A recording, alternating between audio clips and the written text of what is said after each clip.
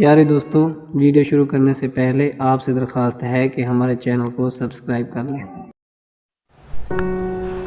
بسم اللہ الرحمن الرحیم۔ کتاب کا نام تاریخ ادب اردو، مصنف کا نام ڈاکٹر جمیل جالبی۔ فصل اول، باب سوم، حصہ دوم۔ اس ذلت و رسوائی پر مصفی نے داد خواہی کے لیے شہزادہ سلمان شکوہ کی خدمت میں ایک خطہ پیش کیا، جس میں اپنا سارا مقدمہ بیان کر کے بتایا کہ میں نے حضرت شاہ میں کوئی قصور نہیں کیا، اور جو حال میں نے اپنا عرض کیا تھا وہ بطور شکایت تھا، اور اس کے بعد آپ کے کارندوں نے میرے ساتھ جو سلوک کیا ویسا سلوک سلف میں کسی شاعر نواز بادشاہ نے نہیں کیا۔ یہ بھی کہا کہ اگر مزاج شاہ یوں ہی مجھ سے منحرف ہے تو پھر میں بھی پیش وزیر آصف الدولہ شکوہ پیش کروں، اور اگر وہ بھی کچھ نہ بولے تو پھر محمد صلی اللہ علیہ وسلم کے پاس جاؤں۔ اس خطے کے کچھ شعر یہ: قسم بذات خدا کہ ہے سمیع و بصیر، کہ مجھ سے حضرت شاہ میں ہوئی نہیں تقصیر، سوائے اس کے کہ حال اپنا کچھ کیا تھا میں عرض، سو وہ بطور شکایت تھی اند کے تقریر کر، اس سے خاطر مقدس پہ کچھ ملال آیا، اور اس گناہ سے ہوا بندہ واجب تعزیز، عوض روپوں کے ملیں مجھ کو گالیاں لاکھوں، عوض روپوں کے ملیں مجھ کو گالیاں لاکھوں، عوض دوشالے کے خلت بشکل نقش حسیر، سلف میں تھا کوئی شاعر نواز ایسا کب، جو ہے تو شاہ سلیمان شکوہ عرش سریر، مزاج میں یہ صفائی کہ کر لیا باور، کسی کے حق میں کسی نے جو کچھ کی تقریر، مصائب ایسے کہ گر کچھ کسی سے لغزش ہو تو اس کے رفع کی ہرگز نہ کر سکیں تدبیر، مقابلہ جو برابر کا ہو تو کچھ کہیے، کہاں دبکئی او دیبا کہاں پلاس و حسیر، میں اس فقیر غریب الوطن مسافر نام، رہے ہے 8 پہر جس کو قوت کی تدبیر، میرا دہن ہے کہ مدح حضور مقدس کو الٹ کے پھر بحرف ضمیمہ دوں تغییر، یہ افطرا ہے بنایا ہوا سب انشاء کا، کہ بزم و رزم میں ہے پائے تخت و مشیر، مزاج شاہ ہو یوں منحرف تو مجھ کو بھی یہ چاہیے کہ کروں شکوہ اس کا پیش وزیر، اگر وزیر بھی بولے نہ کچھ خدا لگتی تو جاؤں پیش محمد کے ہے بشیر و نذیر، اگرچہ بازی انشاء بے اہمیت کو رہا خاموش سمجھ کر میں بازی یہ تقدیر، ولے غضب ہے بڑا یہ کہ اب وہ چاہے ہے خیال میں بھی نہ کھینچوں میں ہجو کی تصویر، کیا میں فرض کہ میں آپ اس سے درگزرا پھرے ہے مجھ سے کوئی گرم و منتظر کا ضمیر، یہ کوئی بات ہے سو سن کی وہ خاموش رہیں، ہوا ہے مصلحتاً گو کہ توصیف یہ اخیر، مگر یہ بات میں مانی کہ سوانگ کا بانی، اگر میں ہوں تو مجھے دیجیے بدترین تعزیر،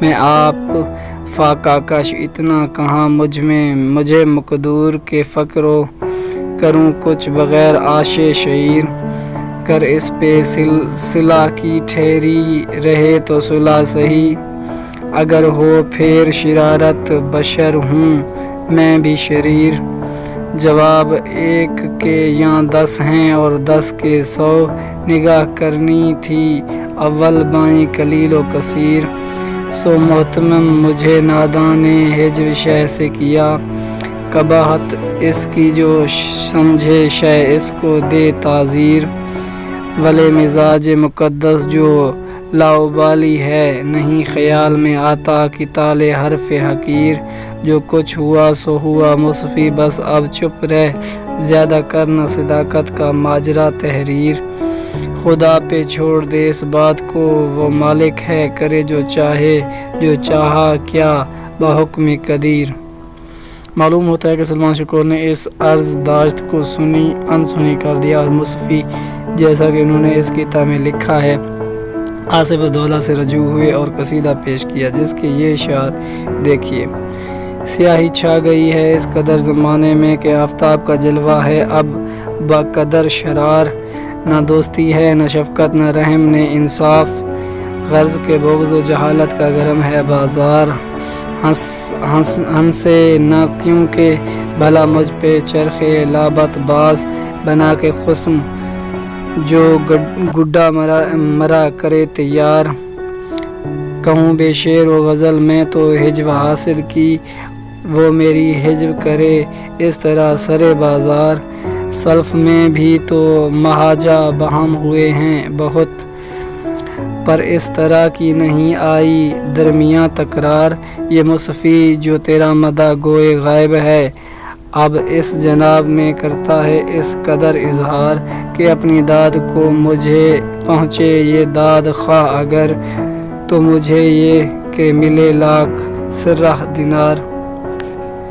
مصفی نے نواب آصف الدولہ کی خدمت میں پیش کرنے کے لیے ایک مخمص بھی لکھا، جس کے 3 بند سعادت خان ناصر نے اپنے تذکرے میں درج کیے ہیں اور 6 بند مزید افسر صدیقی امروہی نے مصفی کے کلمی دیوان مخزونہ کتب خانہ خدا بخش خاں سے لے کر شامل کیے ہیں۔ اس مخمص کے یہ 2 بند پڑھیے جن سے اس درد و کرب اور اضطراب کا اندازہ ہوتا ہے جس میں مصفی اس وقت مبتلا تھا۔ اس کا دین ہے یہ کہ کرے شاہ کی ہجا، ہے سب یہ اس غریب پہ انشاء کا افطرا، باز اپنا وہ نکالے ہے لے شے کا ارتلا، کس واسطے کہ اس کا سخن اس پہ ہے رسا، فکر سخن میں لاکھوں سے بہتر ہے مصحفی، ایسی ہی بدعتیں ہوئی گر شہر میں آیاں، اہل کمال کا ہے کوئی رہے گا یاں، کیا وا کرے گا شعر و سخن میں کوئی زباں، ہویں گی شاعروں کی یہ رسوائیاں یہاں، اس ماجرے سے سخت مقدر ہے مصحفی۔ نواب آصف الدولہ نے اپنے مشیروں سے مشورہ کیا اور انشاءاللہ خان انشا کو شعر بدر کرنے کا حکم جاری کر دیا، لیکن کچھ ہی عرصے بعد آصف الدولہ نے انہیں لکھنؤ طلب کر لیا، جس کی تصدیق خازن الشعراء کے اس بیان سے ہوتی ہے کہ بعد عرصہ قلیل نواب وزیر میر انشا رابع لکھنؤ طلب فرمود، میر انشا بے لکھنؤ رسیدہ خط شکر گزاری بحضرت جد مرحوم آصف الدولہ نوشت۔ اس سے یہ بھی معلوم ہوا ہے کہ انشا لکھنؤ سے شعر بدری کے بعد حیدرآباد دکن نہیں گئے، جیسا کہ اس شعر میں سے بھی انشا کی سوچ کا پتہ چلتا ہے کہ اس لیے کوئی مفلس اب ترسے، یہاں بھی دکن کی طرح ہن برسے۔ قرآن بتاتے ہیں کہ متبذل معارضہ 1210 ہجری بمطابق 1795-96 عیسوی میں پیش آیا۔ افسر امروہی نے لکھا ہے کہ انشا اور مصفی کا یہ نزاع غالباً 1210 ہجری میں اس وقت واقع ہوا جب نواب آصف الدولہ دارالسلطنت سے باہر تھے۔ عابد پشاوری نے لکھا ہے یہ طے ہے کہ معارضہ 1209 ہجری میں شروع ہوا اور 1211 ہجری میں ختم ہوا۔ قاضی عبدالودود نے لکھا ہے کہ دیوان سیوم مصفی 1209 ہجری کے اواخر یا 1210 ہجری کے اوائل میں مکمل ہوا تھا اور یہی دیوان چہارم کا زمانہ آغاز ہے۔ معارضہ اس وقت ہوا جب دیوان سیوم قریب الختم اور دیوان چہارم کی ابتدا تھی۔ میری رائے میں یہ ہے کہ 1210 ہجری میں آصف الدولہ بٹول میں سرگرمیاں گزار رہے تھے۔ ان کی غیبت میں انشا ہجویں پڑھتے اور مصحفی و مصحفن کے گڈے لڑاتے بصورت جلوس مصفی کے مکان پر چڑھ آئے تھے۔ جب نواب واصف آئے تو مصفی نے قصیدہ پیش کیا اور شکایت کی۔ کچھ عرصے بعد نواب نے انشا کو شعر بدر کر دیا۔ یہ سب کچھ 1210 ہجری ہی میں ہوا یا زیادہ سے زیادہ 1211 ہجری کے بالکل اوائل تک۔ 1210 ہجری اس لیے سب سے زیادہ قرین قیاس ہے کہ مصفی اس معارضے کے بعد گوشہ نشین ہو کر دیوان نظیری کا جواب لکھنے میں مصروف ہو گئے تھے، جو 1211 ہجری میں مکمل ہوا تھا، جیسا کہ خود مصفی نے جواب دیوان نظیری۔ اس صورتحال میں بھی 1210 ہجری قرین صحت ہے۔ انشا نے جلوس بھی 1210 ہجری ہی میں نکالا تھا۔ 1210 ہجری ہی میں مصفی شہزادے سے الگ ہو گئے تھے، اور جب وہ تنخواہ لینے گئے تو سلمان شکوہ کے ملازمین نے نہ صرف ان سے بدتمیزی کی تھی بلکہ مغلظات بھی بکی تھیں، جس کی شکایت مصفی نے اس خطے میں بھی کی ہے، جو معارضہ کے بعد سلمان شکوہ کی خدمت میں پیش کیا تھا۔ عوض روپیوں کے ملیں مجھ کو گالیاں لاکھوں، ادیب شاعر دانشور عالم جب بھی حکومت اور دربار یا سیاسی جماعت سے وابستہ ہو جاتا ہے، اس کی صلاحیت سرکار دربار کی خوشی میں لگ جاتی ہے اور وہ اپنے اصل راستے سے ہٹ جاتا ہے۔ یہ معارضہ یا معرکہ اس بات کا واضح اشارہ ہے کہ معاشرہ تیزی سے زوال کی غار میں گر رہا ہے اور یہ تہذیب توازن سے محروم ہو گئی ہے۔ انشا تہذیب کے نمائندہ اور انسان اور نمائندہ شاعر ہیں۔ انشا بلا شبہ صاحب علم و فضل اور قادر و کلام شاعر تھے۔ انہوں نے نظم و نثر دونوں ہی میں اپنی تخلیقی صلاحیتوں کا اظہار کیا۔ تصانیف نظم میں ان کا کلیات ہے، جس میں دیوان اردو، دیوان ریختہ، دیوان بے نکت اور دیوان فارسی 4 دیوان شامل ہیں، اور نثر میں ان کے 6 تصانیف ہیں: ایک دریائے لطافت، 2 لطائف سعادت، 3 ترکی روزنامچہ اور 4 مطر المرام، 5 رانی کیت کی کہانی اور 6 سلگ گوہر۔ کلیات انشا: دیوان انشا کے متعدد قلمی نسخے بر عظیم پاک و ہند اور یورپ کے کتب خانوں میں موجود ہیں، لیکن اب تک کوئی ایسا نسخہ شائع نہیں ہوا جس میں نہ صرف انشا کا سارا کلام موجود ہو بلکہ جس کا متن بھی مستند ہو۔ خود انشا کے پاس بھی کوئی ایسا نسخہ نہیں تھا جس میں سارا کلام درج ہو۔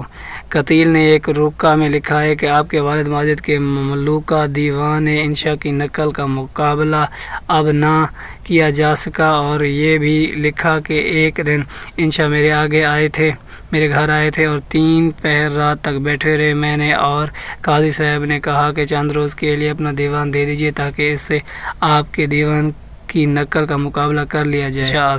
انشا نے خود بھی ایک شعر میں اشارہ کیا: رہتے ہیں سدا خواہش احباب سے انشا، رہتے ہیں سدا خواہش احباب سے انشا، اجزا میرے دیوان کے شیراز سے باہر۔ کلیات انشا پہلی بار مطبع دہلی اور اردو دہ اخبار سے 4 رجب 1271 ہجری بمطابق 23 مارچ 1855 عیسوی کو دہلی سے شائع ہوا، جس پر بحیثیت ناشر محمد حسن آزاد کا نام درج ہے۔ قاضی عبدالودود نے لکھا ہے کہ قدیم ترین مطبوع نسخہ وہ ہے جو محمد حسن آزاد کے اہتمام سے شورش 1857 سے کچھ قبل ان کے والد کے مطبع میں چھپا تھا۔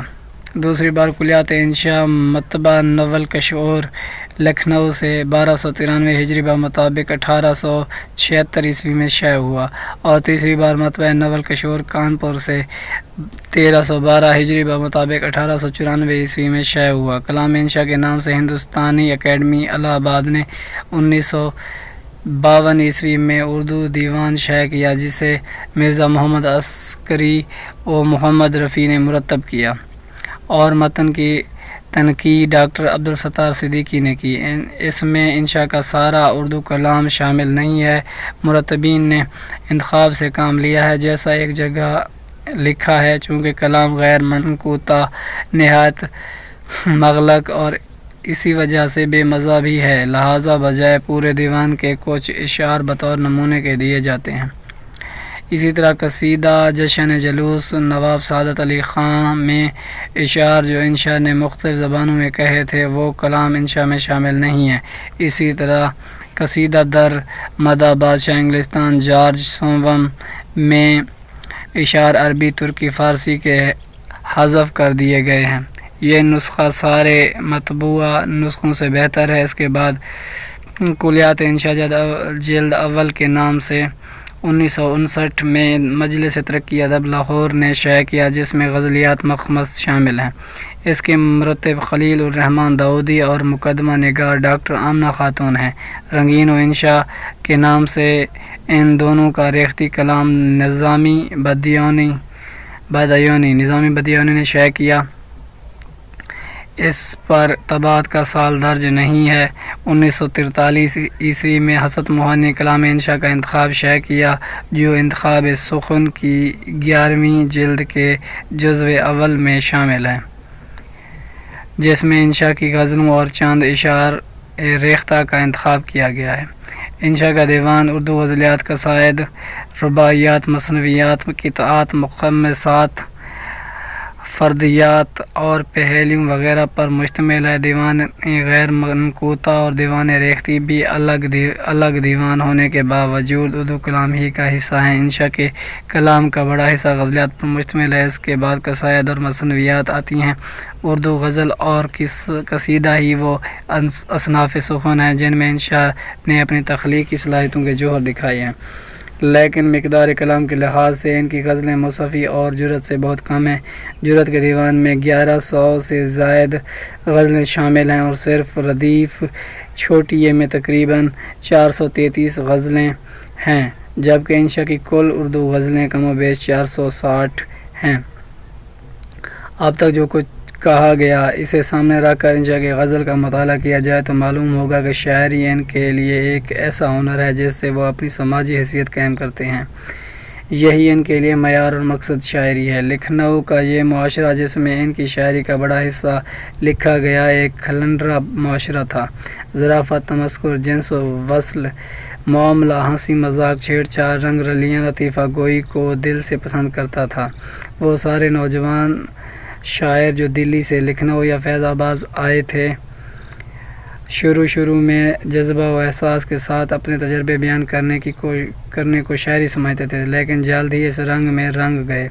جعفر علی حسرت، جرأت، انشا بھی نوعمری ہی میں لکھنؤ یا فیض آباد آئے تھے اور لکھنؤ معاشرے کے اس مروجہ رنگ میں جذب ہو گئے تھے۔ انشا کی نظر میں شاعری نے نئے قافیوں میں نئے مضامین تلاش کرنے کا نام تھا۔ باند اور قوافی بھی کچھ ایک ایسے ہی انشا جس سے کہ وفا غلغلہ و عجبہ ہو۔ استاذہ دم استادی اب انشا واللہ کسی شخص کی ہمت نہیں بھرتی۔ شاعری ایسی ہو جس میں ایسا تمسخر اور ظرافت ہو کہ سننے والا خوش ہو جائے، الفاظ صاف موتی کی طرح جڑے ہوئے ہوں اور یہ سب اسی طرح آئیں کہ فساد و بلاغت کا سکہ قائم ہو۔ ساتھ ہی شاعر میں ایسی قوت بھی ہو کہ سننے والے کو طبع سخن وہاں کی رستمی کا احساس ہو۔ اس لیے یہ شاعری مجلسی شاعری ہے۔ شاعر کی استادی اور قادر کلامی کو جانچنے کا واحد معیار یہ تھا کہ آیا شاعر مشکل سے مشکل زمین میں مربوط شعر اور نئے مضامین نکال سکتا ہے یا نہیں، اور ایک ہی زمین میں وہ کئی غزلیں کہہ سکتا ہے یا نہیں۔ انشا نے اپنے قادر کلامی کے اظہار کے لیے ایک ہی زمین میں 4 یا 5 غزلیں کہنے پر اکتفا نہیں کیا، وہ تو سب سے بازی لے جانا چاہتے تھے۔ انہوں نے غنچے بھی چٹ سے فک ہوئے، سارے چمن میں غش کیا کی زمین میں ایک ساتھ 10 غزلہ کہا اور محفل مشاعرہ میں پڑھا۔ ایک اور سنگلاخ زمین ہوا پیدا یہ دود ول سے کو کاف کا جوڑا میں 18 غزلہ کہا۔ 18 غزلہ انشا سے پہلے کسی ہم عصر شاعر نے نہیں لکھا تھا۔ ان سب اجزاء سے مل کر انشا کی شاعری کا تازہ تارو پود بنتا ہے، جس کا مزاج مجلسی اور لہجہ رستمی ہے۔ جرأت کی طرح انشا کی غزل میں بھی دو رنگ ملتے ہیں، ایک وہ رنگ جو ان کے قیام دہلی کے زمانے کا ہے جس میں جذبہ و احساس کے ساتھ داخلیت کا رنگ نمایاں ہے۔ اس رنگ میں انشا کی وہ غزل شاہکار غزل ہے جس کا مطلع یہ ہے: کمر باندھے ہوئے چلنے پہ یہاں سب یار بیٹھے ہیں، بہت آگے گئے باقی جو ہیں تیار بیٹھے ہیں۔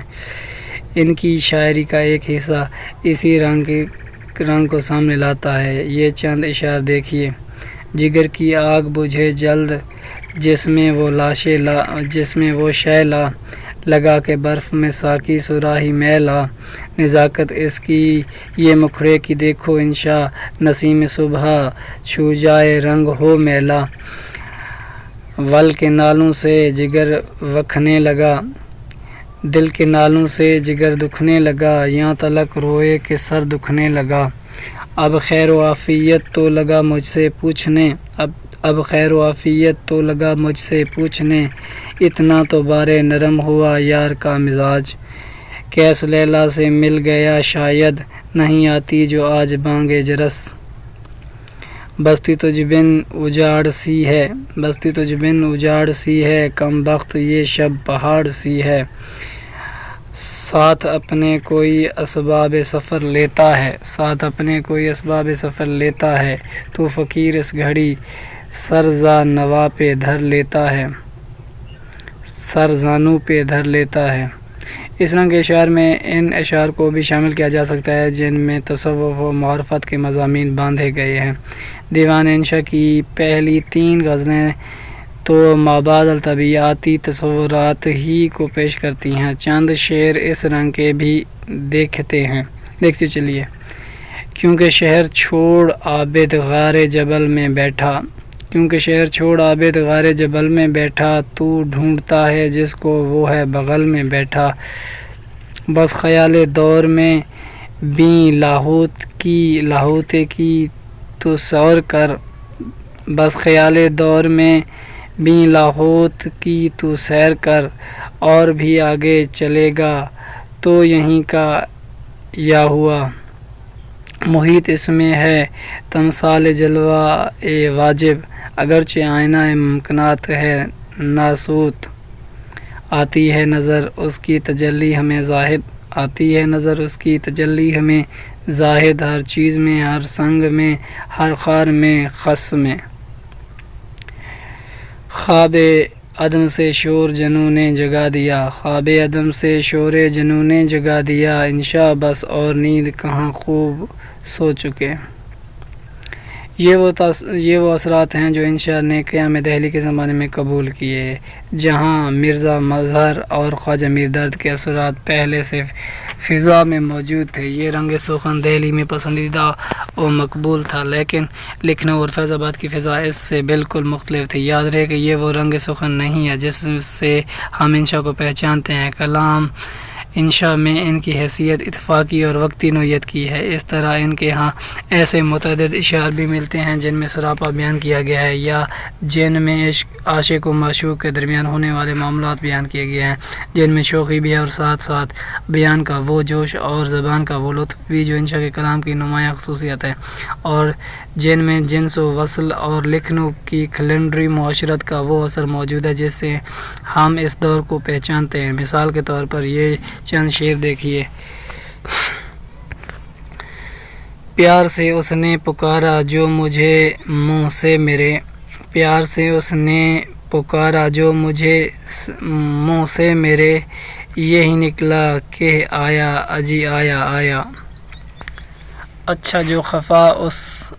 جو خفا ہم سے ہو تم اے صنم، اچھا لو ہم بھی نہ بھولیں گے خدا کی قسم، اچھا میں نے جو کہا آئیے مجھ پاس تو بولے، میں نے جو کہا آئیے مجھ پاس تو بولے، کیوں کس لیے کس واسطے کیا، میرے ہے جو بازو میں ایک نیل سا جو تیرے ہی پاؤں کا توڑا لگا، اب تو گلی سی طرح کا نہیں گہرا پردہ، رہ گیا آپ میں اور ہم میں اکیرا پردہ، کچھ اشارہ جو کیا ہم نے مکالات کے وقت، ملاقات کے وقت کچھ اشارہ جو کیا ہم نے ملاقات کے وقت ٹال کر کہنے لگے دن ہے ابھی رات کے وقت چوٹ کھا کر لگے کہنے اگر ایسی ہی چوٹ کھا کر لگے کہنے کہ اگر ایسی ہی ہو کلا کھیلنی تجھ کو تو کسی نٹ سے لپٹ کیوں کر نہ گدگداہٹ ہاتھوں میں اس کے اٹھے کیوں کر نہ گدگداہٹ ہاتھوں میں اس کے اٹھے وہ گوری گوری رانیں جس نے وبائیاں ہوں بس ہم سے نہ بولو جاؤ اپنے بس ہم سے نہ بولو جاؤ اپنے انشاءاللہ خان سے بولو بن گئے ہم پلنگ پر اس کے شکل شب لوٹ پوٹ تکیے کی کب چاہتا ہوں میں صرف ملاقات کی ٹھہرے تب خوش ہو میرا دل کہ جب اس بات کی ٹھہرے جس جگہ لینے سے تو چونک پڑے لیجے ایسے مقام میں چٹکی ان اشعار میں انشاء کا شوخی و ادا اور چونچلے پن کے ساتھ جنس و وصل کی وہ ساری باتیں بیان کی ہیں جن کو ہم جرت کو پہچانتے ہیں ان اشعار کو اگر آپ جرت کے اشعار کے ساتھ رکھ کر پڑھیں تو جرت انشاء سے بہتر شاعر نظر آئیں گے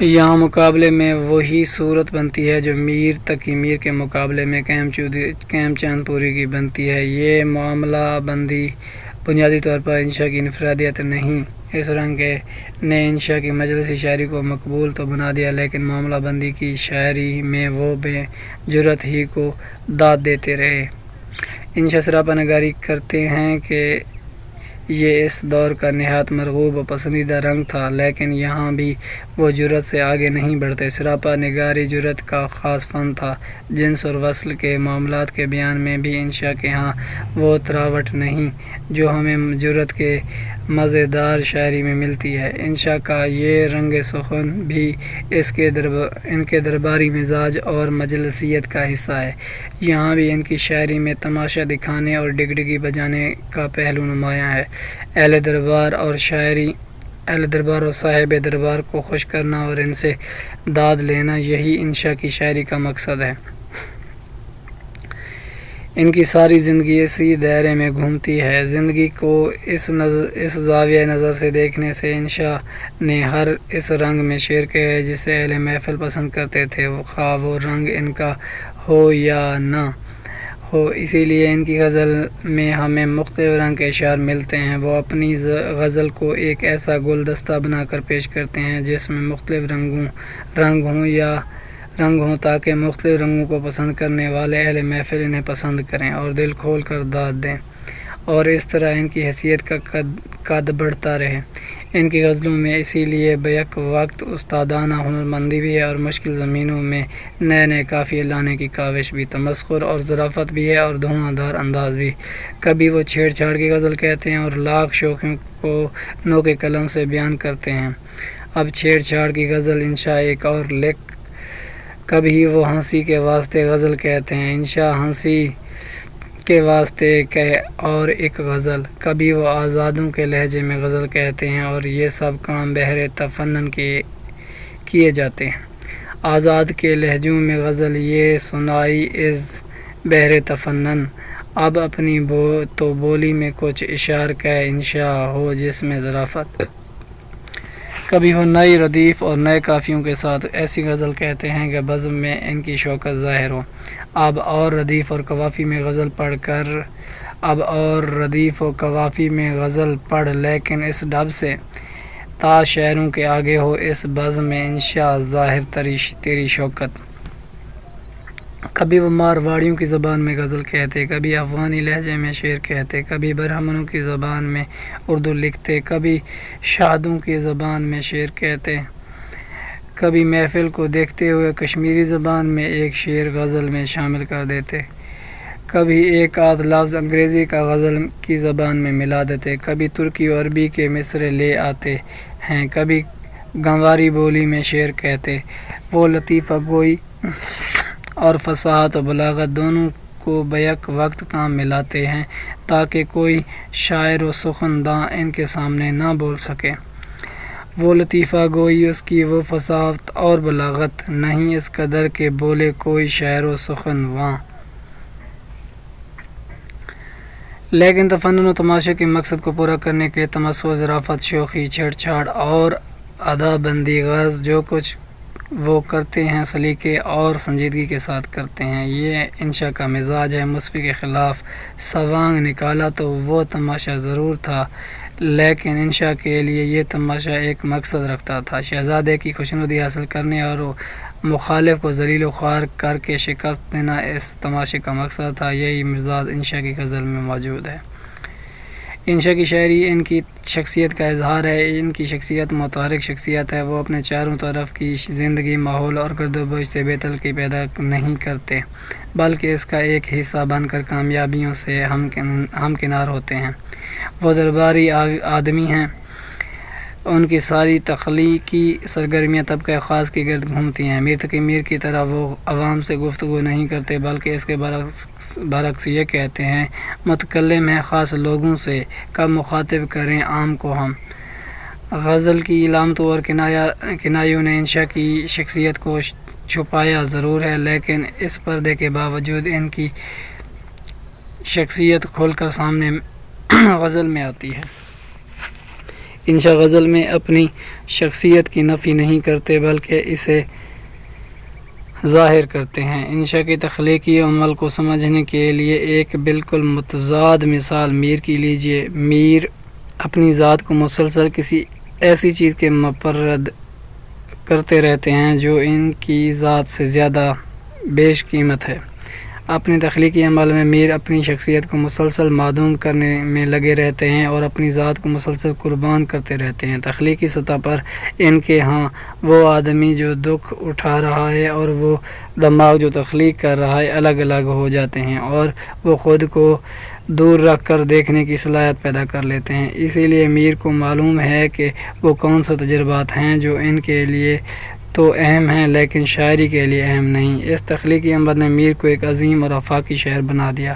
انشا کا تخلیقی عمل اس کے بالکل برعکس ہے۔ وہ تجربات و تاثرات جو ان کے لیے اہم ہیں وہی ان کی شاعری کے لیے بھی اہم ہیں۔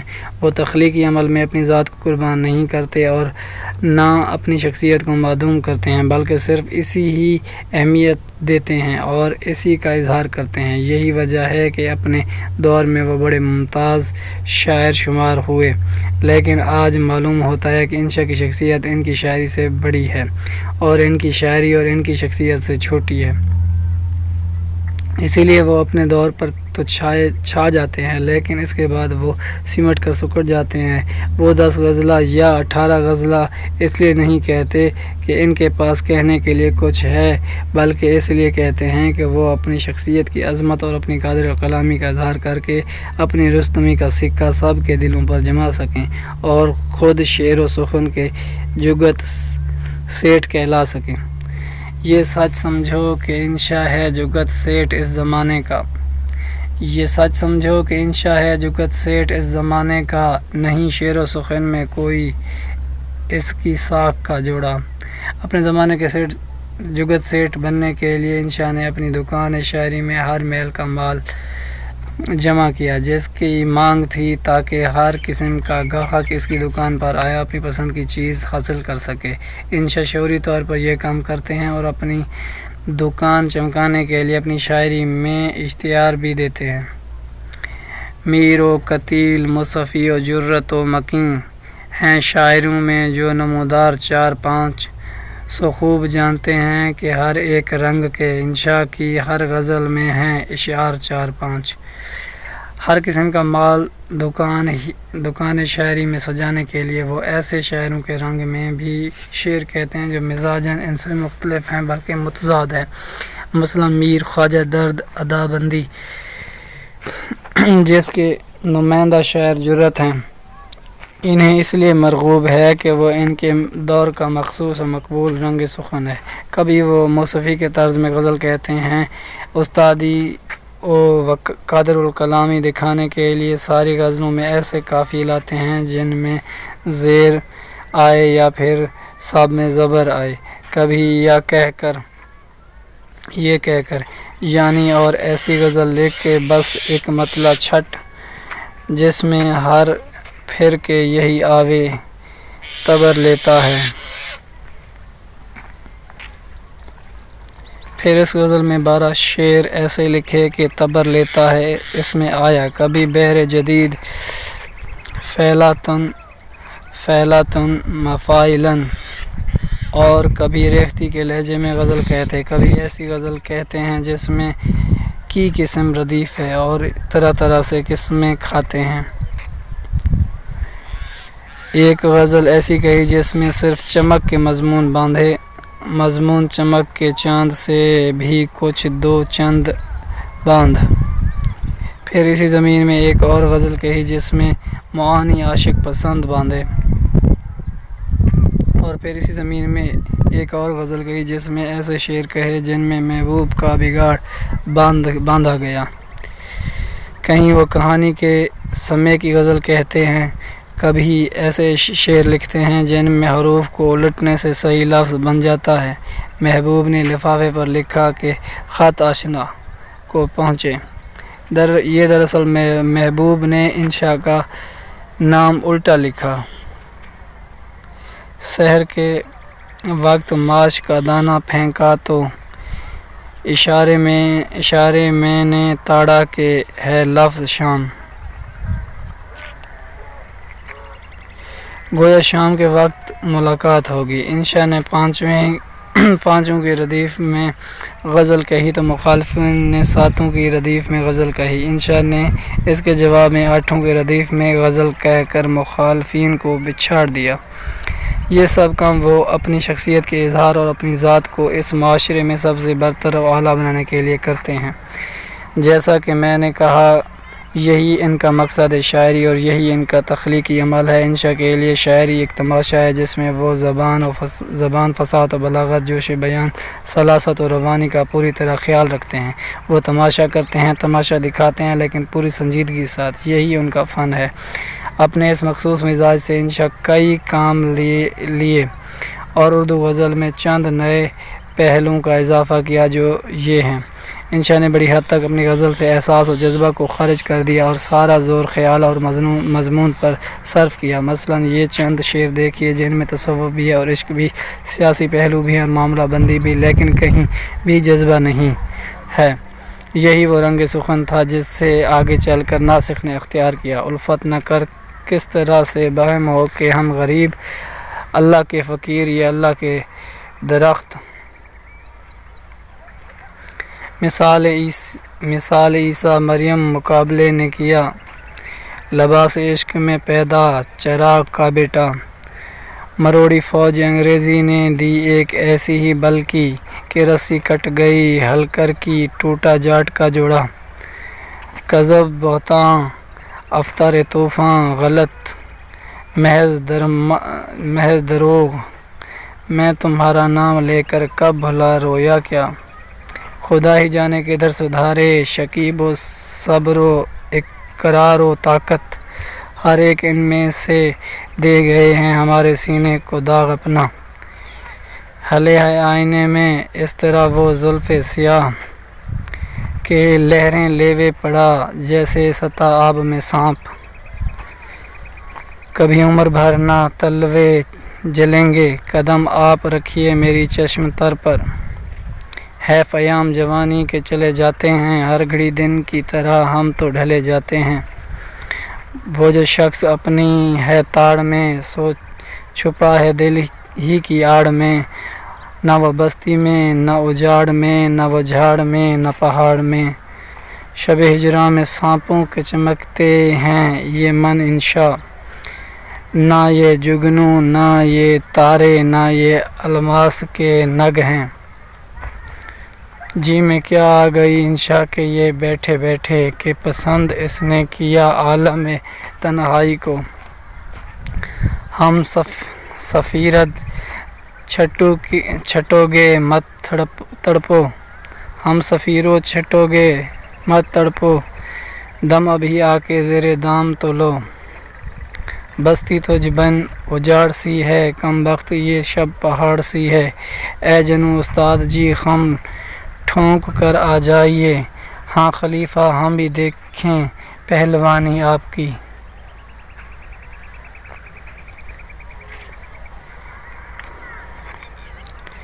کی میں نے شب جو سہوا تعریف چاندنی کی، میری طرف سے اپنے وہ منہ کو موڑ بیٹھے، خیال میں تیرے چہرے کے مر گیا ہو جو شخص، تو اس کی خاک سے سونے کی آرسی نکلے۔ ان اشعار کو پڑھتے ہوئے آپ محسوس کریں گے کہ ان میں جذبات شامل نہیں، یہ کچھ مختلف قسم کی شاعری ہے، لیکن اس کے باوجود ان میں ایسا تخلیقی خلوص ضرور موجود ہے کہ شعر سے ہماری دلچسپی باقی رہتی ہے۔ اسی سے انشاء کا تخلیقی رویہ متعین کیا جا سکتا ہے۔ ویسے بھی انشاء کی زندگی میں جذبات کو کوئی بڑا کردار نہیں ادا کرتے، ان کی تو اصل چیز درباری زندگی ہے، اور درباری زندگی جذبات سے بچ کر ہی کامیاب ہو سکتی ہے۔ آصف الدولہ نے محمد تقی میر سے پوچھا کہ کیا مرزا سودا شاعر مسلم الثبوت تھا؟ میر نے جواب دیا، بجا ہر عیب کے سلطان بے پسند ہنر است۔ نواب سعادت علی خان نے کوئی بات کہی، انشاء نے لکھا کہ میں بے تحاشا شہنشاہ ہر چند کہ اس میں ہنسی کوئی بات نہ تھی۔ میر اسی لیے ناکام درباری تھے اور انشاء اسی لیے کامیاب درباری تھے۔ اسی مزاج کی وجہ سے انشاء کی شاعری مختلف قسم کی شاعری ہے۔ جذبے کے دب جانے سے ان کی شاعری پر دماغ حاوی رہتا ہے، جو نئی نئی چیزیں اپنی شاعری میں کرتے ہیں وہ بھی اسی عمل کا نتیجہ ہے۔ بلند آنگ اور پرشکوہ مردانہ آواز جوان کی سی شخصیت کا اظہار ہے، اسی لیے اردو غزل کو ایک نیا لہجہ دیتی ہے جس سے ہماری جدید تر غزل استفادہ کر سکتی ہے۔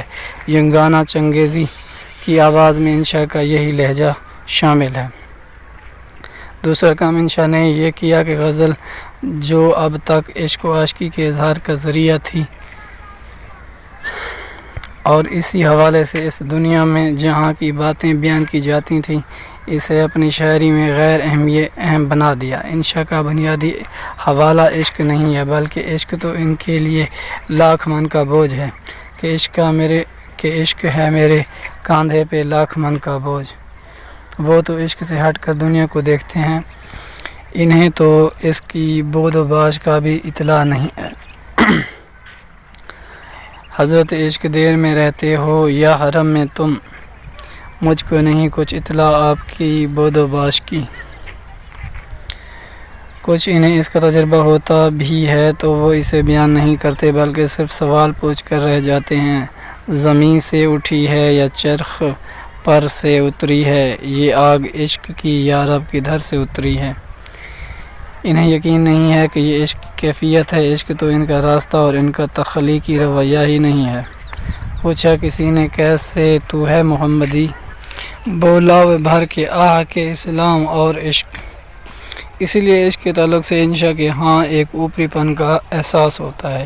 عشق وہ پھل ہے کہ جس کے تخم ہیں یہ اشک سرخ، عشق وہ پھل ہے کہ جس کے تخم ہیں یہ اشک سرخ، بے خودی ہے مغز اس کا چھیل کا اضطراب۔ اسی رویے کی وجہ سے وہ جذبات سے بچ کر شاعری کرنے میں کامیاب ہو سکے۔ ان کے ہاں عشق محبوب سے لپٹ جانے کا نام ہے، اس لپٹنے میں بھی ان کے جذبات شامل نہیں۔ لپٹے جو ہم تو ان شب سر پہ زمین لی اٹھا، دھوم سے غل سے چیخ سے شور سے توبہ دھاڑ سے، کیا غضب تھا پھاند کر دیوار آدھی رات کو، کیا غضب تھا پھاند کر دیوار آدھی رات کو، دھم سے میرا کودنا اور وہ تمہارا اضطراب، پر وہ دھڑکا تھا مزاج کے ساتھ صدقے اس کے جی، پر وہ دھڑکا تھا مزاج کے ساتھ صدقے اس کے جی، پھر کرے اپنے نصیب اللہ ویسا اضطراب۔ عشق ان کے لیے ایک چھوٹی اور غیر اہم چیز ہے، کیا کیا خدا سے عشق کی میں رونمائی مانگتا، کیا خدا سے عشق کی میں رونمائی مانگتا بھی اس سے تو ساری خدائی مانگتا، اس سے خلوت کی ٹھہر جاتی تو میں اللہ سے واسطے وہ دو دن کے عیش کبریائی مانگتا۔ اسی لیے انشا کی غزل میں نہ معشوق آتا ہے اور نہ عاشق، البتہ عورت ضرور نظر آتی ہے جیسے انہیں لپٹنے کی حد تک دلچسپی ہے۔ اس کے حوالے سے بغیر جذبات سے بچ کر شاعری کرنا یہ وہ امکان تھا جس کا راستہ انشا نے اردو غزل کو دکھایا۔ اس کی شاعری میں شاعر کا لہجہ نرم اور ملائم ہو جاتا ہے۔ انشا کے ہاں عشق ہی نہیں، اس لیے ان کی غزل کا لہجہ مردانہ، پر قوت اور بلند آہنگ رہتا ہے۔ یہی وہ لہجہ آہنگ ہے جو انشا سے مخصوص ہے اور جس سے ہمارے آج کے شعراء استفادہ کر سکتے ہیں۔ یہ مردانہ لہجہ اردو غزل میں اب تک پوری طرح استعمال نہیں ہوا۔ اس لہجے سے متعارف ہونے کے لیے یہ چند شعر بآواز بلند پڑھیے۔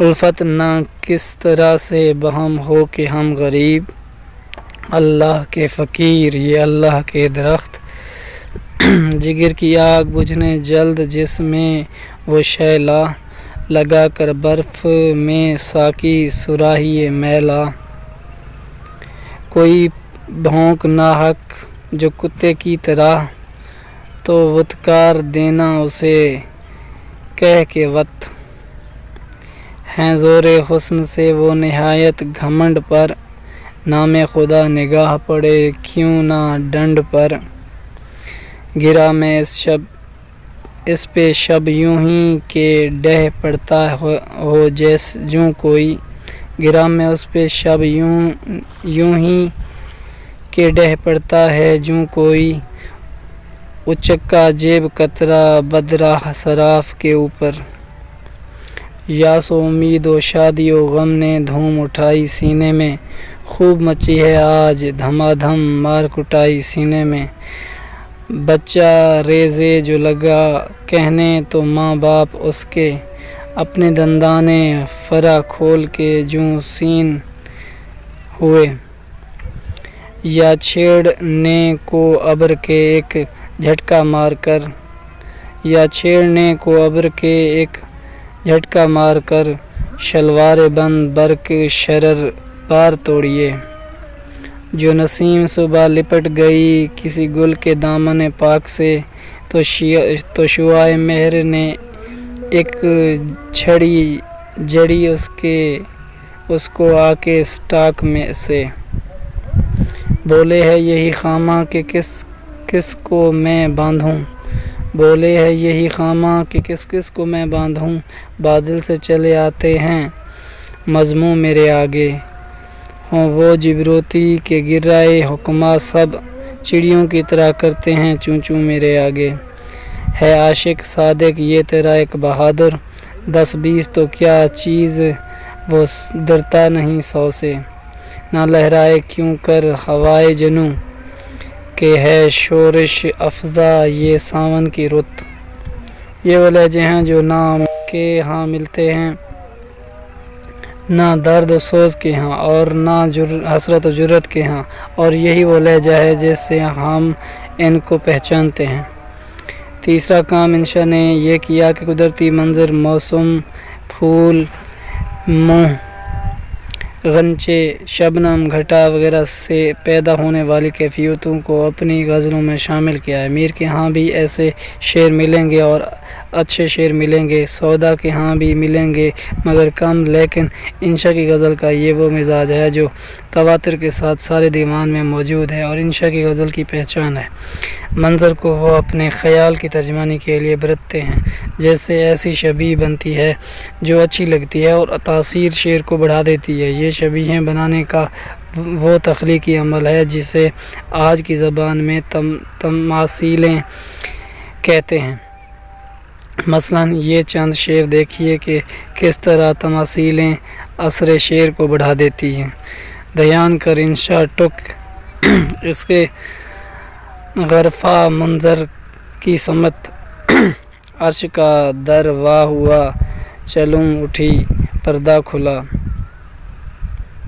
اب کہ یہ سردی پڑی ہر ایک تارا جم گیا، اب کہ یہ سردی پڑی ہر ایک تارا جم گیا، کاسائے چرخ بری سارا کا سارا جم گیا۔ جو ٹھنڈے ٹھنڈے چلے ہے اے آہ چھانو تاروں کی، چل نکل تو گلوں کی نکہت کا قافلہ بھی چمن سے اب لاد پھاند نکلا۔ شعلے بھڑک رہے ہیں یوں اپنے تن کے اندر، دو لگ رہی ہو جیسے گری سے بن کے اندر۔ نظارہ سوئے دانائے شبنم اگر کروں، جاتی ہے چٹ نگاہ پھسل سبزۂ زار پر۔ سو طرح کی شکل دکھاتا ہے کیا کہوں، عکس شگوفہ ہے جو پڑا آبشار پر۔ پینگے امریوں میں جس وقت چڑھاتا ہوں میں، مجھ سے کہتی ہے یہ ساون کی جھڑی ڈالی توڑ۔ نیند سے غنچوں کو چونکاتی ہے پہ چھینٹے منہ کو دے، کر رہی ہے گلستاں میں زور شبنم اخلاط۔ مینہ برسے ہے جاڑا ہے ہوا سرد چلے ہے، ٹک آنا لپٹ کر میرے سینے کو تو گرم کر گرم۔ شراٹے مینہ کے ہیں بادل گرج رہے ہیں، نکارے سے فلک پر کچھ آج بج رہے ہیں۔ جھمک ہے یہ کچھ اس عہدے دوپٹے کی کناری میں، نظر جوں برق آوے دامن ابر بخاری میں۔ غور کر دیکھو تو شبنم کو بروئے سبزہ، کس نے موتی یہ بنا اس پہ جڑے پانی کے۔ مہندی کے تیوں کی ہے آڑ سخت بیلی، اور خون ٹپک رہا ہے لالے کی ہر کلی سے۔ پری وہ جو ٹک ہو خفا رک گئی، پری وہ جو ٹک ہو خفا رک گئی، تو چلنے سے ٹھنڈی ہوا رک گئی۔ نہیں نسیم بہاری یہ ہے پری کوئی، نہیں نسیم بہاری یہ ہے پری کوئی، اڑن کھٹولے کو ٹھہرا جو فر سے اتری ہے۔ چوتھا کام انشا نے یہ کیا کہ ہندوستانیت کو برعظیم کے اسطور و دیسی کنایات کو کثرت سے اپنی شاعری میں شامل کر کے اسے